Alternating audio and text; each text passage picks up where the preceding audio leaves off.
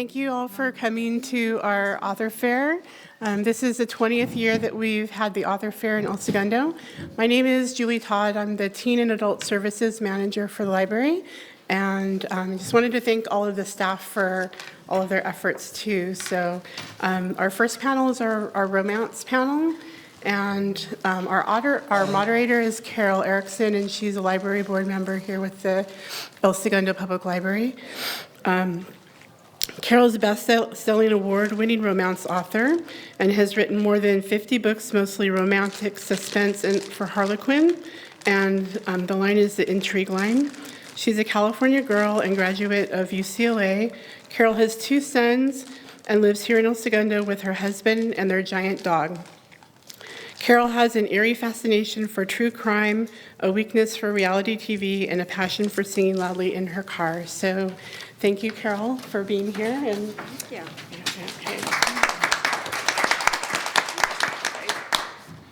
And I'm going to introduce our panel of lovely romance writers here. Let's see who's in here. First, we have Vicki Crum.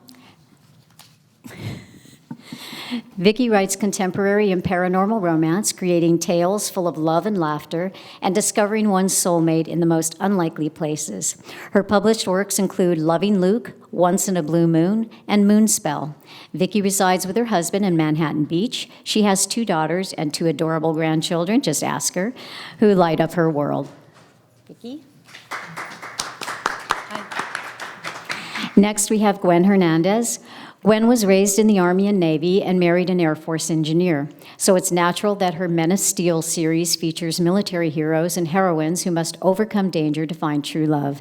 She likes to travel, read, jog, flail on a yoga mat, and explore Southern California, where she lives in Redondo Beach with her husband and lazy golden retriever. Next up is Linda O. Johnston. She's a former lawyer who is now a full-time writer, has written more than 25 romances for Harlequin, including Harlequin Romantic Suspense and Harlequin Nocturne.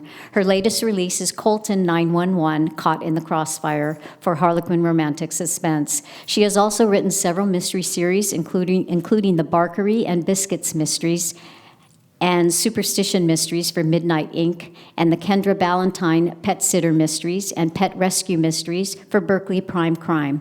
Nearly all of Linda's current stories involve dogs. And finally, we have Stacy Wise, who is an author of Maybe Someone Like You, which is the winner of the Yara Athens Award in 2019, and Beyond the Stars, winner of the Athena Award in 2017. Her next novel, Lie, Lie Again, will be released by Lake Union Publishing in late 2020. Stacy graduated from UCLA with a degree in communication studies. Prior to her writing career, she worked as a television casting director. She has also worked as an elementary school teacher. California is where she makes her home, specifically Hermosa Beach, with her husband, 4 children, and 3 dogs. When she's not writing, you can find her binge watching Dateline or hitting the bag at her kickboxing gym. So our format this morning is going to be, I'm going to be asking the authors some questions, and they'll be responding. I'll be responding also. I guess we'll just go down the line back and forth. We're going to be speaking for about 45 minutes, and we'll take questions in the last 15 minutes. Although if you have a burning question, you can interrupt us, because I find the flow of the panel goes a little better. It's a little more interesting if we're responding to the questions that you have as we come along. So we don't have a problem with interruptions. So first we'll start. What inspired you to write, and to write romance in particular? So we'll start with Vicki first. I started reading romance and got hooked to it because I love the experiencing the falling in love for the first time feeling, and watching the relationship grow and overcome the obstacles that is thrown at it, and to have the happily ever after. So that's the same basic reason why I started writing it, so I could just kind of keep reliving that special time of our lives when we're falling in love. Gwen? I had always kind of wanted to be a writer. I was an avid reader growing up, didn't really know what I wanted to write, though. until I picked up a romance in my 30s. So I'd been a thriller and mystery reader most of my life, but always a little dissatisfied with the relationships in those books. And then I found romance and realized that's what the stories in my head were, and that's when I started writing. So. I can't remember ever not wanting to write. I loved to read from the time I could start reading, and I started writing sort of when I think it was in grade school. I started writing a story about a boy and a girl who were traveling the universe together and seeing all the different planets and everything. I think my mother kept that, and so I probably have it somewhere in a trunk or something. But the more that I read and the more that I enjoyed it, I knew that I wanted to write. I write, as was told before, I write mysteries. So most of my romance includes suspense, and most of my mysteries have included romance. And I started writing time travel romance. Well, my first published stuff was a mystery short story that won a national award, but I wanted to write romance, so I did time travel romances, and then a little while later I started writing for Harlequin in a couple of their suspense lines, and it's what I do. It's just kind of who I am. Even when I became a lawyer, I became a transactional lawyer, so I could write contracts, and I've always said that contracts are just another form of fiction. Stacy. Hi.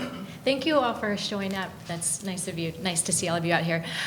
So like all of these ladies sitting here with me, I was an avid reader. I think there was a time in 3rd grade maybe where my teacher called my mom and said, we have a problem. Your daughter's turning in too many book reports. I don't think she's reading all the books. And my mom was like, no. She's comes home and she lays down on her spot in the couch and reads, and she reads, and she reads. And so I've always had a great love for books. With my most recent book that I wrote, Maybe Someone Like You, I was inspired to write that because I had a song stuck in my head, and I wanted to know how it ended, and it sort of just ended. There was no resolution to the story, so I wrote it. I just kept telling, different stories over in my head, and I heard the falling in love and all of that. So that's why I chose romance. Thank you. And for me, just like all the authors on the panel here, I was always a bookworm, always read, always reading books. I discovered romance when I was about 13, when my sister brought home a paperback copy of Victoria Holt's The Secret Woman. Read that book, loved it, went to the library, read everything that she wrote, started reading Gothic romance, and I thought, I want to do that. This is what I can do.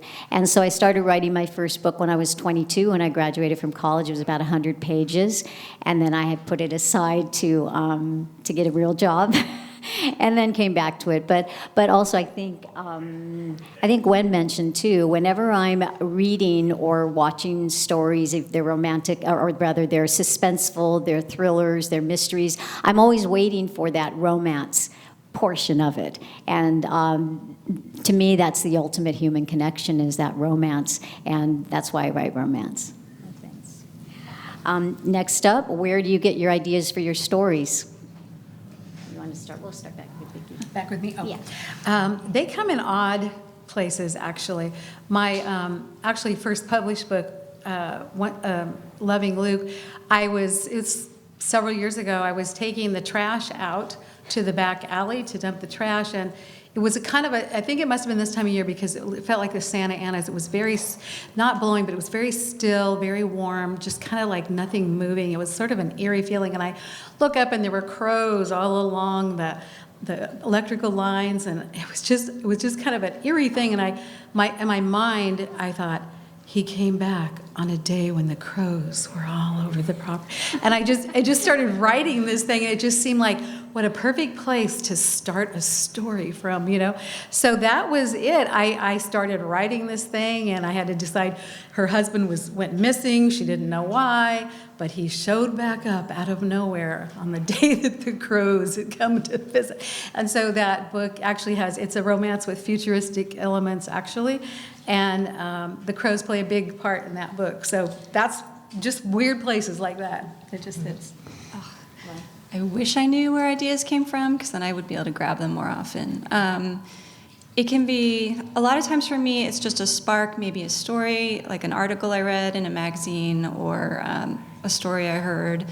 And what I find is I'll start trying to write from that spark, and then the book ends up being something totally different, but it just got me there through some weird, through some weird route. So I just try to read and listen and pay attention as much as possible in areas I'm interested in.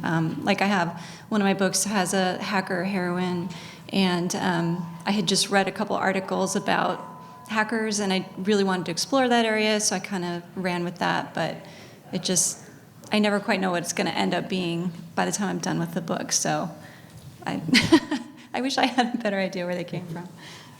I'm kind of that way. I would say for me, ideas are everywhere. I'm always coming up with new ideas. One of my recent things, my husband and I took a cruise to Alaska, and sure enough, I have another idea for an Alaskan mystery or romance series. Everything I've written about Alaska before because I enjoy it there, but everything kind of just inspires me. Even here, maybe I'll write something about a library or an event at a library. And it's just, sometimes it's things in my life, and sometimes it's things that just also with magazine articles or other books that I'm reading, why didn't that character do this instead? Oh, I could do that. I guess one of the fun things I enjoy talking about with my inspirations is that my first published cozy mystery series was the Kendra Ballantyne Pet Sitter Mysteries. And as was said before, I just totally love animals, especially dogs. And one of the fun things about writing that particular series was the cover of the first book. Well, I'll tell the story this way. Kendra Ballantyne, my protagonist, was a lawyer who lived in the Hollywood Hills who had a tricolor Cavalier King Charles Spaniel named Lexi. Well, at the time, I do live in the Hollywood Hills, and I was a practicing attorney, and our tricolor Cavalier was Lexi. And she was on the cover of the book. They did cartoon characterizations of animals. So the very first book, Sit, Stay, Slay, Lexi was on the cover. Since then, we've lost Lex, but that's such a fun book to pick up and look at. But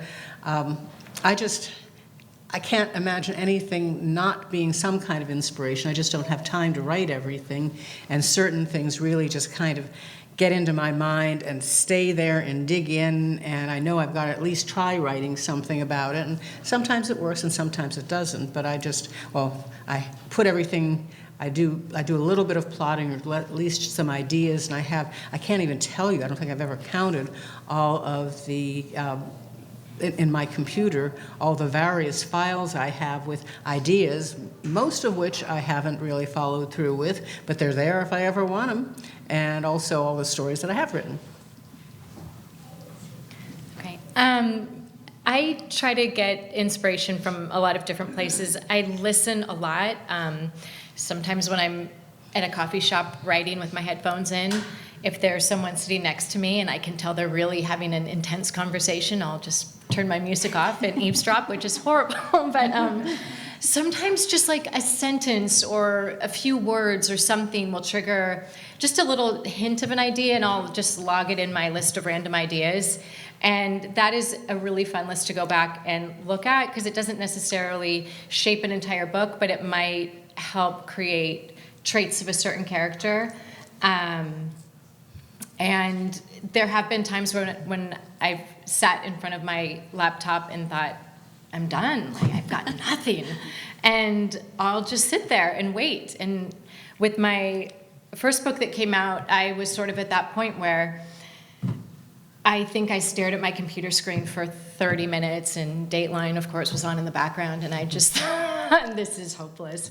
And then all of a sudden a line came in my head, and it was, there's a pig in the passenger seat, or there's a pig in the passenger seat.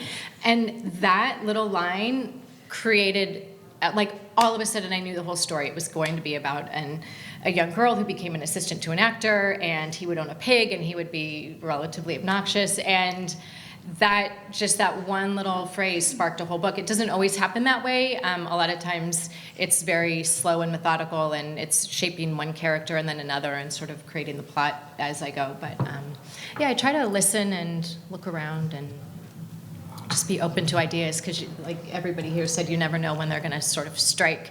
You just have to grab onto them when they do. So I write romantic suspense, so I'm always looking for, again, true crime stories and that type of thing.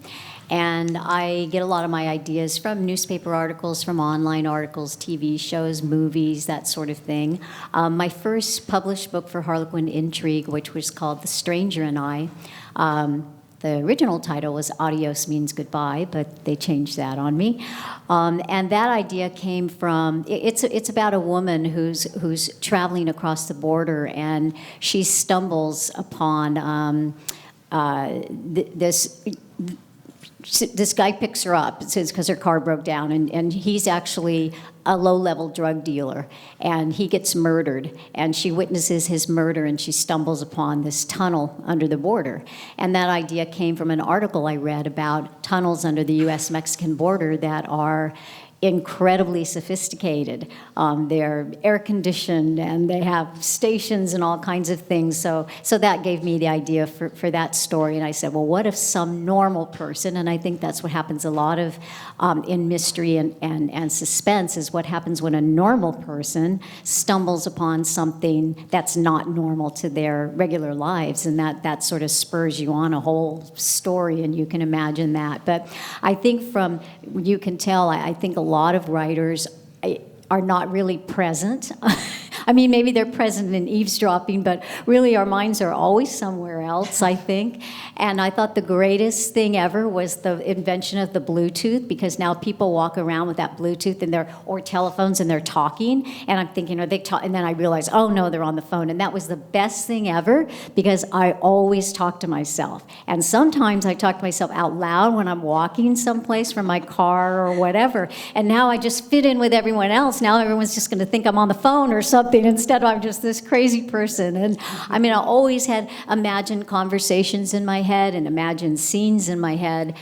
And when years and years, I got together with my best friend from elementary school at some reunion, and when she found out I was a writer, she said, oh my gosh, she said, that makes perfect sense, because I used to force her to play these imaginary games with me. And I say, you're going to be this character, and I'm going to be this character, and we're going to say this, and we're going to do this. And she's like, okay.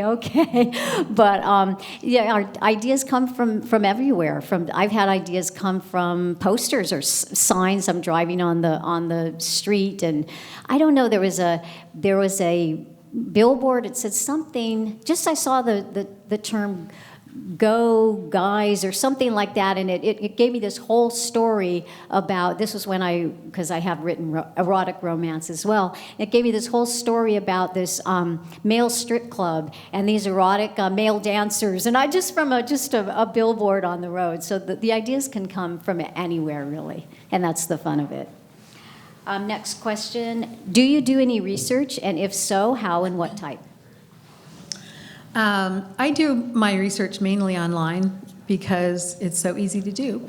And I write contemporary, so I don't need to do a lot of research on clothing and habits and language, in other eras. So that makes it easier for me.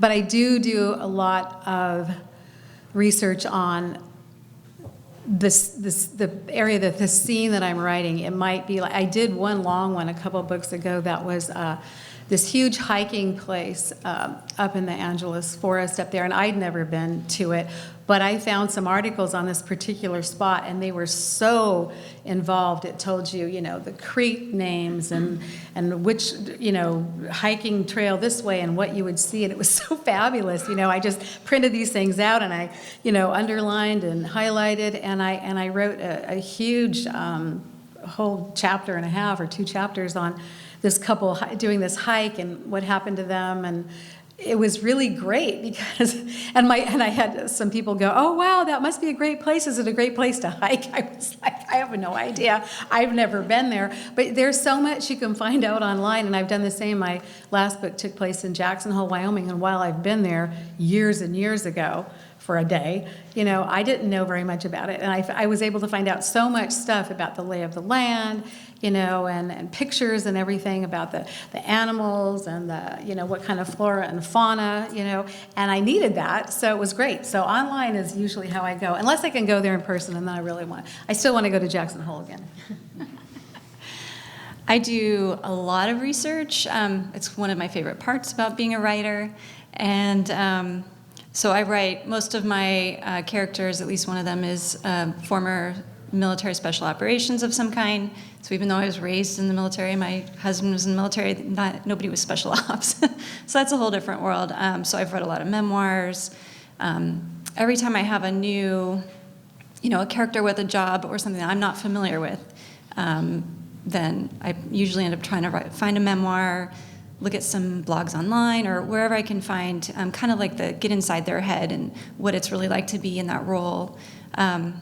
So I do a lot of reading on that. Online is great for all kinds of things. I mean, I use Google Maps to check, even when I've lived someplace, like the DC area or whatever, I still need to go back and look at am I getting this right? Am I remembering this right? Does that really end there?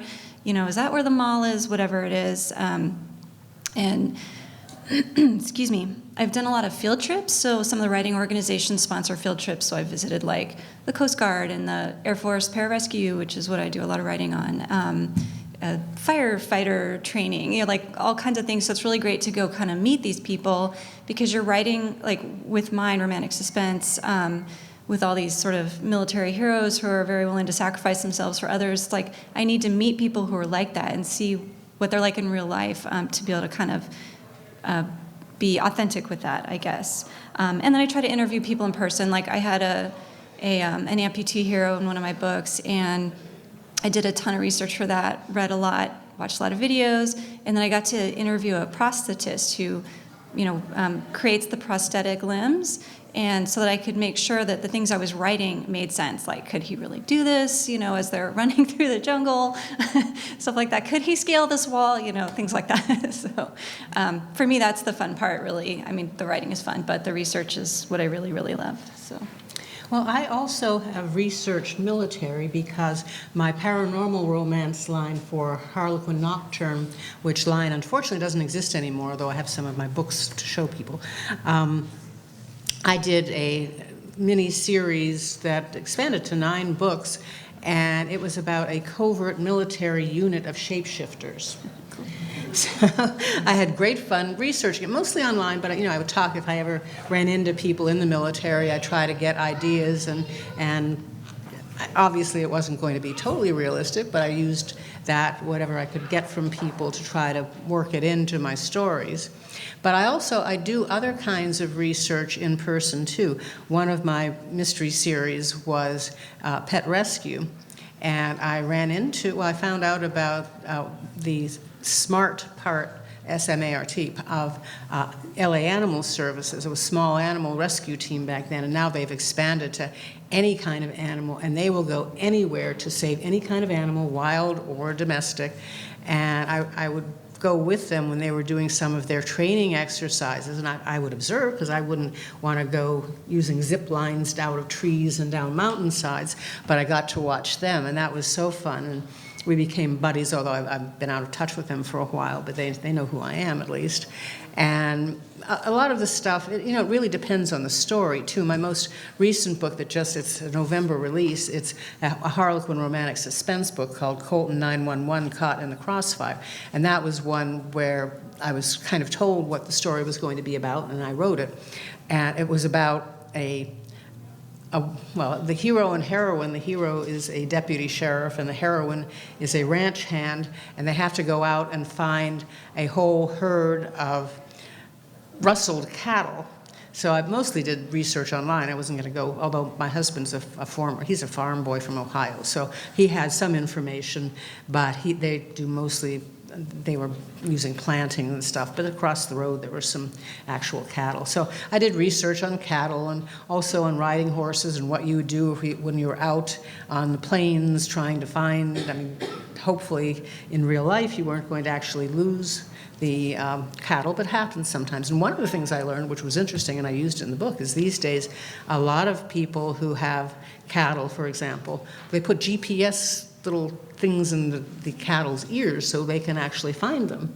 So I used that in this story too. It was not part of what I was told I needed to put in there, but it made a lot of sense, and I used it. And it really depends. I guess kind of the shorter answer to all this is I'd always do research. I'm always getting ideas, as I said before, but part of the fun thing about actually doing the writing is learning more about whatever it is you're writing and incorporating it as needed and as makes sense into the story. And I love doing that too.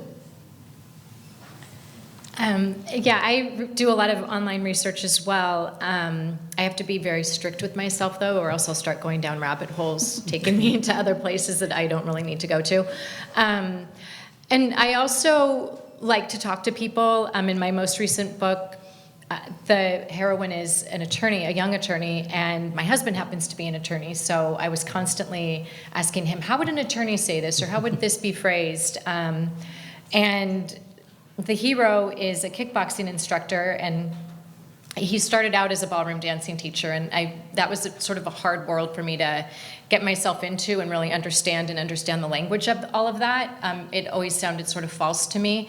And then I sat back and thought, okay, well, I go to this kickboxing gym all the time, and it was me and a bunch of guys that were always working out, and I sort of just stayed in my own little corner, and they would chat and talk, and I really listened to them and picked up on how they talk and what they talk about. And so I felt like that voice for my hero was very authentic because I was able to be exposed to sort of their world without, sort of like a little fly on the wall, without being too intrusive. They weren't changing how they spoke because I was there. They didn't even know I was there. And, you know, it's interesting with my book that's coming out next November.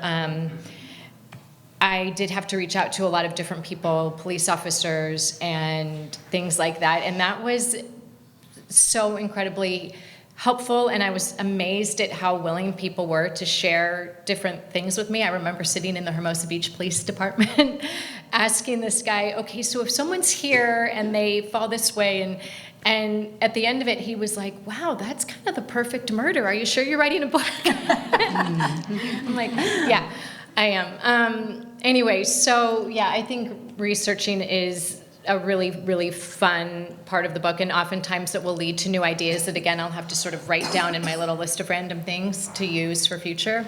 But I really enjoy that as well. Yeah, again, for writing romantic suspense, my husband is retired law enforcement, so I ask him a lot of questions about procedures and that type of thing. But if the answer doesn't fit what I want, then I'll just ignore him. So I had a question one time I was asking about, I think a homicide detective was going to interview a witness or something like that, and it was a female, and he went to her home, and I said, would he accept something to eat or drink from someone like that? And he said, sure, unless, you thought this was a suspect or something. Yeah, he would accept something. He said, are you kidding? He said, cops always eat or drink wherever they can. But he said he probably wouldn't be going there by himself. He would probably be with a partner. He'd probably be both of them. And I said, oh, well, that doesn't work for my story. He has to be there by himself because this is their connection, their spark. And he said, well, I'm just telling you that you should. And I said, nah. I said, most of my readers are not going to know that they're going to have to go with a partner. And so this is just going to be a special occasion where he's by himself. So I will ignore it and fudge a little bit. Also, I do online research as well for places and that type of thing. But a lot of times what I do so that I'm not caught by readers who, live in Tucson town or something, and they catch me and say, wait a minute, that street doesn't go that way, or that place closed down. A lot of times I just make up cities. So I'm working on a series right now. It was called The Border, but I think they changed it to Holding the Line. That'll come out next year. And it is set along the Arizona-Mexico border. And I started doing some research about the different Border Patrol sectors down there that feed into Tucson. And I mean, I have been there because my boys go to school at University of Arizona, so I always take those trips and then write them off on my taxes as research. But I made up a town called Paradiso because I didn't want to be stuck doing that and going down the streets and looking up all the streets, and it doesn't go this way or that way, and would there really be a pecan orchard here and so on. So I just made up the town. And I also, one time I made up a whole island. It was like an island kingdom. So I will do that as well. But yeah, the research is important. I think probably all of us have read historical books where there are those anachronisms and you're thinking, wait a minute, they didn't have electricity. How did they turn on the light? One thing I do find a little frustrating with writing romantic suspense and along the lines of that research is that now with DNA, with cameras all over the place, with chips, with GPS, with all the things they have, it's so hard to write a good romantic suspense or a good suspense because you're writing it and then you're thinking, oh wait, he can't do that because they would know his DNA, or oh wait, he's got his fingerprint. Oh, there would be a camera at that bar. So it's like it really has become a challenge to try to keep up with, law enforcement and scientific inventions to try to make your perfect murder, because it just gets harder and harder to get away with things. So that's what I found. Finally, do you have a writing process? It should be interesting. A writing process. I wish I did. Maybe I'd be a better writer. I always start with characters. I'm a character-driven person. The character is the most important to me. What happens around them is kind of like, okay, I have to create some conflict and some stuff happening around them, but I really love to get inside the characters and how they feel, what they think, how they respond to each other and to their environment. So I always start with characters, and then I usually know a few scenes in the book, and then I go forward. I cannot outline. I have tried. I can't outline. I just have to, they call it the seat of the pants. I just have to sit down with my characters and a basic opening scene and a few things down the road that I can go towards, and then I just have to write. And I'm kind of like, if I don't have inspiration that day, I have to. I know that Carol likes to write at Starbucks. She said she always writes at Starbucks. I don't know if that's what Stacy does too. I have to have quiet, and I can't have music. Like a lot of people have playlists. They like, I wrote this book with this playlist. No, I can't have music. I can't have anything that's going to sidetrack me. So a lot of times if I get stuck at the computer, I just will go out and I find a nice place like right out here where the trees are so pretty and it's kind of a little bit not too frenetic around. And I will write in longhand in the car for a while. And I will sometimes write an entire scene or more by hand where I can just concentrate and be, kind of be where my thought process stays internal there. And then I'll go home and just type it out in the computer and, go like that. So I don't know if I have a good writing process. It's just whatever it works that day. Oh boy. I have a process. I wouldn't wish it on anybody. I told you this was going to be an interesting question. I also am not a plotter or outliner, which is really weird to me because, my background is like programmer, manufacturing engineer, super logical left brain.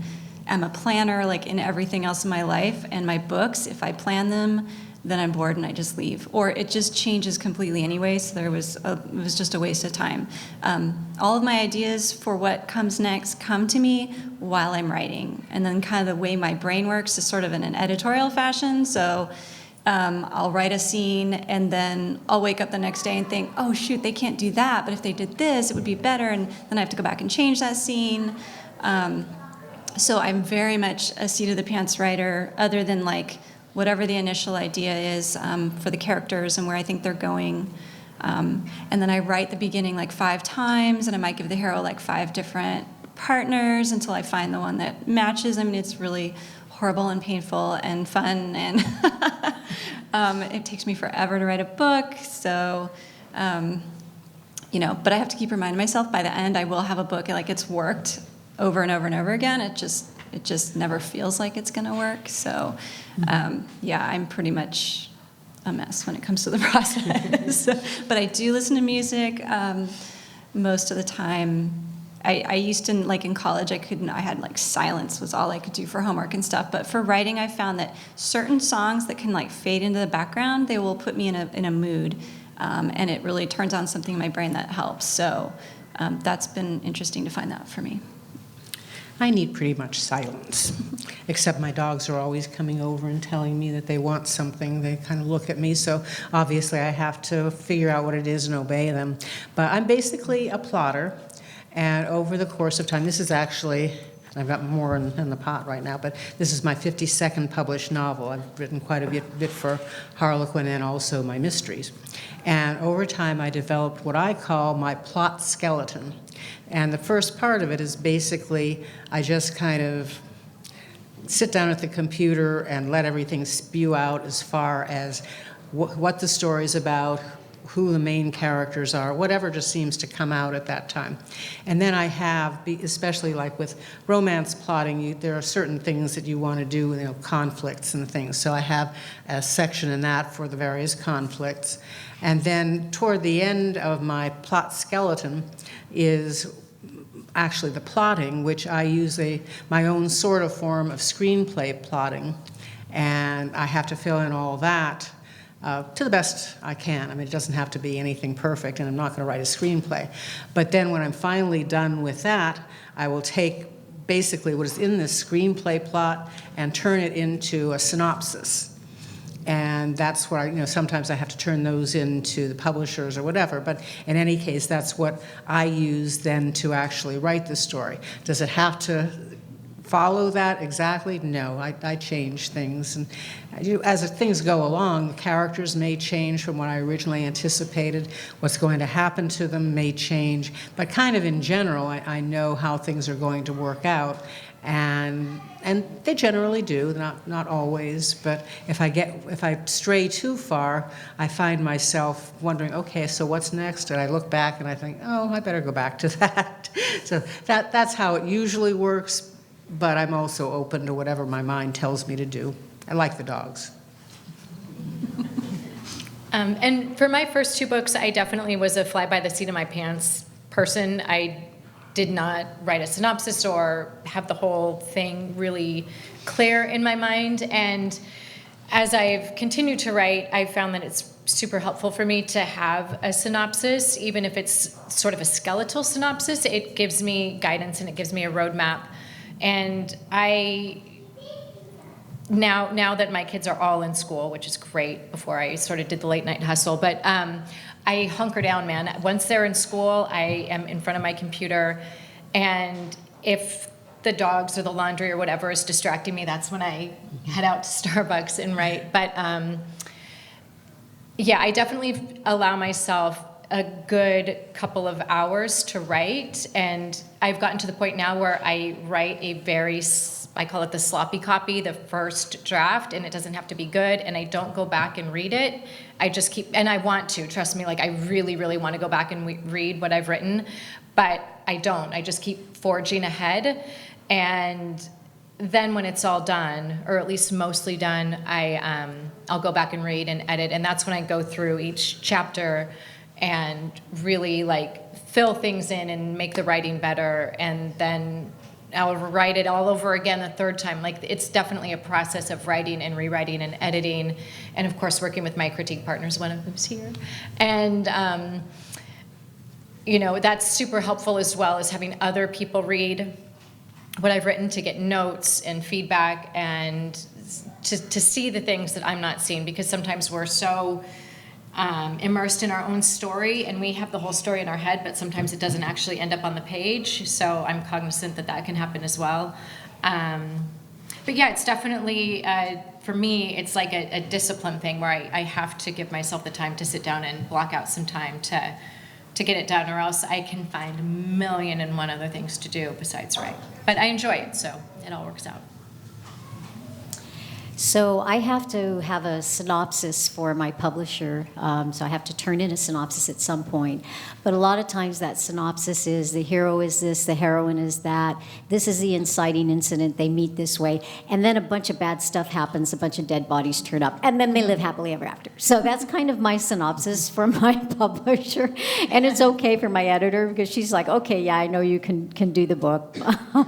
So that's sort of my process. But I'm also a seat of the pants. We call them pantsers, that type of writer as well. I don't work with an outline.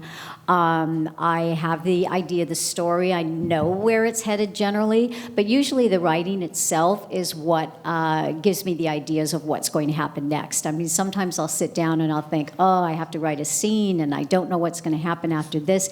And then as I start writing the scene, a brother will come up or something like that, and I'll think, oh, okay, yeah, say she's going to have a brother, and he's going to be doing this, and he's going to be doing that, and he's going to show up all bloodied and beaten up on her doorstep, and then that takes me off in that direction. So I'm not much of a planner that way, which again is odd for me because I'm a planner in every other area of my life, but just not writing. It just has to come when it comes, and I write the story as it unfolds when I write it. And my process, yeah, they joke about Starbucks because I do post a lot on my Facebook page about going to Starbucks and writing. I have to do that. And it's interesting also because I don't write on a laptop or a computer except for the final product. I write on something called an Alpha Smart, and it's just a word processor.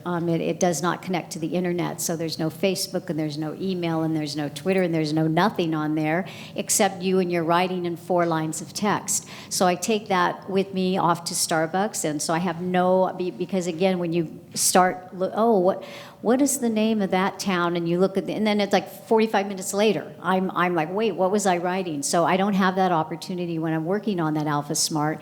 It's just me and the text, and so I'm forced to write. I also work full-time. I work over at the LA Air Force Base here in El Segundo, and so my writing takes place at night, so it has to be very concentrated. I have to have that few hours to get my, 1,000, 1,500 words in a day, and that's how it works for me. But once I start writing, that's when the unfolding and the story starts coming, is when I'm actually writing. So that's all the questions I have. You guys did great. Very informative. Yeah, so we'll take some questions. Yeah. I'm just curious, when you're creating your characters, do you ever base them on somebody you know or people you've met at Starbucks or, just or are they just all up from your mind? I mean... Well, I'll tell you sort of an embarrassing story and then give them some time to think about it. So I had one story about a heroine who had amnesia, which is kind of a familiar trope in Harlequin romance. And she was seeing a psychiatrist, and I can't remember the name of I gave him the name, let's just say John Blake or something like that was the character's name, the psychiatrist's name. And he was sort of unethical and was sort of like kind of hitting on the heroine, and trying to move in on her. And this was a book, after it was published, that I gave to a friend of mine who lives down in San Diego. And she called me after she read the book, and she said, Carol, she said, why did you put my psychologist in there? I said, what are you talking about? And the name that I had used, and she had told me a story about a psychologist, a therapist she was seeing, and they were having this, counter-transference thing going on, and we were kind of attracted to each other. Nothing happened, but it was almost the exact same name. And I didn't know it. I didn't say, oh, she saw this therapist and he was kind of unethical, and I'm going to use the same name for this character. It was totally subconscious, and I said, I am so sorry. I said, I didn't even realize, I don't know if she believed me or not, but it was a strange occurrence. And I think that for me, yeah, it's just, every hero is going to have elements of my husband. Because my husband's my hero, so every hero is going to have elements of my husband in theirs, and that's the way it is. And every villain is going to have elements of people I don't like. So that does happen. But I don't think I don't write a character based on someone else, but I did, two of my books took place in Manhattan and Redondo Beach, this area. And several friends of mine, after they were published, read it and had moved away from the area but had grown up here, and they were like, "Oh, it's so fun to be in Manhattan and Redondo again, and Hermosa. That was so much fun. I really enjoyed that." So anyway, I don't know. I did that, obviously consciously, but no, I don't think I've ever based characters on real characters. Not consciously, for sure. I think I have taken some incidents or behaviors, maybe. But so far, the characters usually come to me pretty fully formed, and I learn about them as I write about them. So I'm not like, oh, I'm going to put so-and-so in there, and then I'm going to kill them or anything like that. I've thought about it when I'm not writing, I should put them in a book, but not consciously. But there have been a couple interesting people that I've encountered lately that I'm like, that would be an interesting character to just have, maybe as a real minor walk on stage to provide some interest in a scene or something. But I'd be too afraid to actually base it on anybody I know, because then they'd probably get angry. Yeah, no, I don't intentionally either base characters on somebody that I know, although I sometimes also think about, can I get my revenge at least on the page? But I generally don't. But even what the mystery series that I mentioned before, the Kendra Ballantyne series, I didn't really base Kendra on me. She became a pet sitter. She was a lawyer, but she became a pet sitter, at least part-time, because of an alleged ethics violation. She couldn't practice law for a while. So that I guess, but so many strange things happened to her in the series, and the series has all sorts of other kinds of animals, not just dogs, but pigs and ferrets and birds and things. I've pretty much only had dogs as pets, like her, Lexi. But as far as really being me, no. And same thing with others. I don't actually base the heroes on my husband, but I dedicate every single one of my books to him, because I really appreciate his understanding and help and such. But I can't really think of any situation that I have intentionally, at least, said, okay, this is that person. And I don't base my characters on real people either. It's interesting, my first book that came out is called Beyond the Stars, and it's set in Hollywood, and I used to be a casting director, and so of course all of my friends were like, who's the movie star you based this on? And he's really perfect movie star guy, so just a figment of my imagination. It's interesting, one of my daughters, who's in 7th grade, in her English class last week, her teachers, they were doing a writing assignment, and her teacher said, "Writing is a cold and lonely job, no talking." And she came home and she said, "Mom, is writing really a cold and lonely job?" And I said, "No, I spend all day with my imaginary friends. It's fabulous." And she said, "I'm going to tell my teacher you said that." So they really are. They become like imaginary friends. They become so real in your head. And some certainly have traits maybe from people that I've met along the way, but not all traits from one person. It could be just something that one person says that sparked an interest in me, and that goes into this character. And it's like a big mishmash of a bunch of different things. But yeah, I don't. any other questions? Yes. So what do you consider to be the essential elements that each romance novel needs to have? Happily ever after. Or happy for now. Happy for now. And anything else to add? I mean, that is the definition of a romance, is happily ever after. So when people come around and say Nicholas Sparks is a romance, he ain't a romance. He's a love story with an unhappy ending. Someone's Usually. dying or something. So no, that has to have that happily ever after, happily for now, where the couple come together. So I mean, it is basically the age-old story where boy meets girl or boy meets boy. Sometimes we do those as well. Conflicts arise to pull them apart. They have to overcome the obstacles, and that's not just a romance story. I mean, that's how most fiction is that way. Conflicts are overcome, they come back together, and they have that happily ever after. And not like the, like in the action movies where they're together the whole time and you can't tell if they even like each other, and at the end they kiss and they're all happy and they're together. Those kind of annoy me because there was no relationship development. So, like in a romantic suspense, for example, the suspense part is what keeps them, like forces them to stay together and get to know each other under these extreme circumstances. And then there's probably some internal, like, emotional thing that's keeping them from just like, I love you, let's go, kind of, So the whole story, you can't like unwrap the suspense from the romance because they're integral to each other in that case. So the suspense is helping them build the romantic relationship, and then through it they're solving, they're saving their lives or whatever.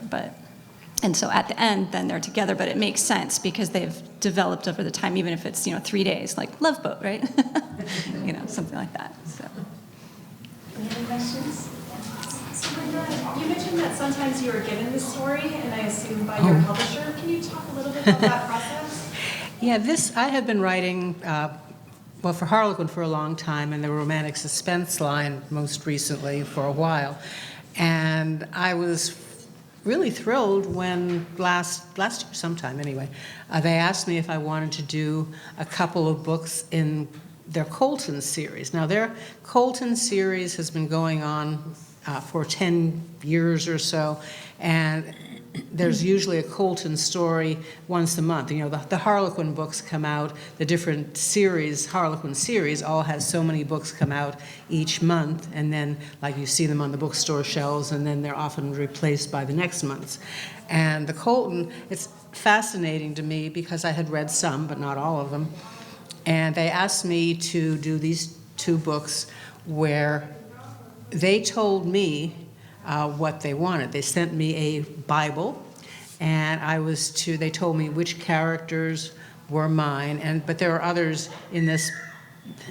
The Coltons are a very large family, and they're strange. And these Colton books, it's a dysfunctional family in many ways, but it's a huge family because there's so many, and there are all these mini series where they have things happening in different areas, mostly fictional areas, or they made up what goes on there.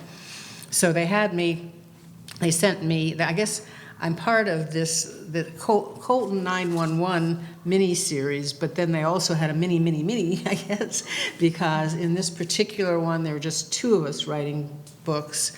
And they told me exactly what they wanted, but it's not like they weren't going to be able to publish it with their Bible per se. They wanted me to flesh it out and really introduce the characters and get to know them and make them come alive on the page, and have that they were supposed to, in this case, they were supposed to figure out who the cattle rustlers are and save the remaining cattle and all that kind of thing. But I had to figure out how that was going to work. They told me the area, which was in Arizona, kind of out in nowhere in Arizona. And that doesn't happen all the time, and I can't say it was exactly, but there's books known as work for hire. It was kind of like that, but it wasn't exactly, because I knew it was going to be a Harlequin romantic suspense, which I had written several of before. And I don't know, is that enough information? Okay. It was fun. And I have another Colton book coming out sometime early next year. And I also worked on a series they called it Tough Justice eventually, and it involved 4 writers. So myself, 2 other Harlequin writers from Intrigue, and another writer from Romantic Suspense line. And so the 4 of us were writing 2 books each. They were novellas. And so I think there were 8. It was a series. It was a mini-series, an 8-book mini-series about an FBI agent in New York. She was the heroine. It was a female, and this had happened in her past when she worked undercover. And so same thing. They gave us a Bible and said, "This is the story." And they said, they assigned the books. You're writing the first one and the last one. You're writing the second and the 7th, and so on. And we had some communication between the authors as well what is she going to look like? They didn't tell us that. They just said, this is the heroine. She's working with these people. This is your cast, basically, of characters in the FBI. This is the crime. This is the bad guy. This is what happened in the past. And then this is going to happen. She had a child with him and so on, and he was trying to find out this is what's going to happen. And so we had the communication between the 8 writers as well. What is she going to look like? And I had mine wearing something else, and then they came back and said, no, she doesn't wear high heels. She wears low-heeled boots. So, okay, low-heeled boots. So we all changed it to low-heeled boots. And so, hair color, that type of thing, we had to kind of match and go back and forth that way. But, I mean, the story was your own, like Linda said, but they gave you sort of the structure of it, which sometimes is kind of nice. You don't have to come up with that yourself, but it isn't. So Harlequin has a lot of little mini-series and little ideas like that. I just signed a contract for a new mini-series, and they want the hero and the heroine to be featured in all 4 books, which is unusual. Usually it's a different hero and heroine in every book, but in this mini-series it's going to be the same hero and heroine. And I said, is there a setting preference? Is there a profession? She said, no. So I'm going to make him an LAPD homicide detective, and she's probably going to be a victims' rights advocate. It's going to be a serial killer story set in LA. But the only requirement for me is that it's going to be the same hero and heroine through the 4 books, and that they end up happily ever after at the end. Yeah. So they do some interesting projects. Any other questions? Yes, ma'am. I'd like to know how each one of you determined that you wanted to be a writer, and when that happened for you. Okay. At what point, age and interest. Okay, yeah. So we actually answered that. You might have come in a little late. We actually answered. That's all right. Just briefly, I think, for me, I was always a reader. I always wanted to write, and was always, was an English major at school. I'm a technical writer, so that it's something that just comes naturally to me, and I love to read, and I wanted to join the 2. So I basically decided to write when I read, obviously voraciously, and when I would put down a book that I'm reading, and I would be going about my daily chores, doing whatever, and in my mind I found myself going back over those scenes, that I had just read, and thinking, oh, what if she had said this instead of that? And then I started kind of rewriting the scene, which was a terrible thing to do. But after a while, I did it so much, I got to thinking, well, maybe if you're going to rewrite people's scenes, maybe you should be a writer yourself. So that's actually what made me sit down and start writing. Make my own scenes and quit trying to, double back to other people's scenes and rewrite them in my mind. What stage of your life was that? I think my kids were, I think my youngest was probably in junior high or high school. So it was, quite a while, 20 years ago, I don't know. yeah, and for me, I published my first book in my late 40s. I had wanted to write for a long time. I'm not sure why. I think I just felt like I was decent at it. And I did write a book in 7th grade that was sort of a romantic suspense from like a 7th grader's perspective. The parents die, she runs away, whatever, Disney. But yeah, I didn't start writing until I was in my 30s, and that was after I found romance and realized that was like all the stories in my head that I'd been trying to figure out what they were and where they belonged. So. As I said before, I pretty much always have done some kind of writing, but I started publishing first a mystery short story and then romances and then into mysteries too while I was a practicing attorney. And I became a full-time writer because when the economy tanked back in 2008 or whatever, the way I was practicing law was mostly doing projects for other attorneys in real estate transactional law. And I very much enjoyed doing that, but with the economy the way it was, I couldn't get projects, and nor could I find another job that I really wanted to do. So I happily, not entirely happily, but mostly happily became a full-time writer, and I've really enjoyed it ever since.